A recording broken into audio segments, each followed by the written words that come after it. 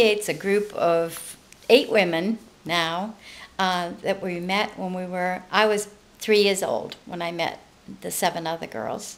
And we lived, some of us on the same street, but very, very close. There were just a few streets there, and we all could walk from house to house, stand outside and call for one another. And we'd be out first thing in the morning, and we'd come home for lunch. We'd be out all afternoon. And all our mothers were mothers to the whole group. You could go to any house, and everybody knew who you were, and you would be taken care of if anything happened.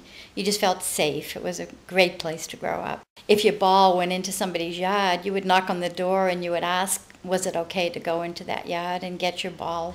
I can remember Kay one day accidentally broke a window in our neighbor's garage, and she was just sobbing, but she had to go to the neighbor and tell him what happened and pay for the window to be repaired. And, we were really good girls growing up, and the whole neighborhood was. Most of us had older brothers that kind of watched out for us, and somebody was always there, and you just felt very safe. And 4 of us have now celebrated our 50th wedding anniversaries. We were going through those times together, having children. They were going into school, or some of us moved away. Some stayed, close to Quincy. But we always, 1 or 2 would stay in touch with somebody. And then once our children got old enough, I think we had more time for ourselves then. We were kind of reaching out for that friendship and just made time to get together. We went through our own children growing up and going through, high school and getting married, and then grandchildren we talked about.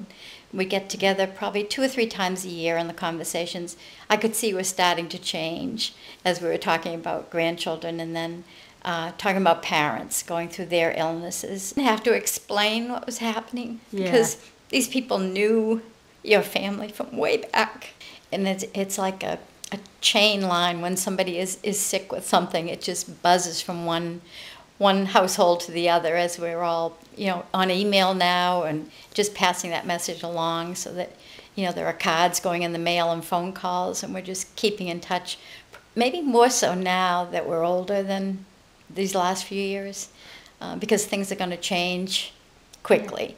We often talk about being maybe in the same rest home, the 8 of us together, and and how fun that might be. Lots of good memories, and as I say, you never have to explain, your life or what happened to any of these women, because we all know, from way back. Not all perfect, families. There were, sad times and happy times, and we've all, gone through it. Still together. We still laugh. I mean, if you were to hear us when we get together, we're better off in somebody's house than in a restaurant, because in a restaurant we're creating a problem.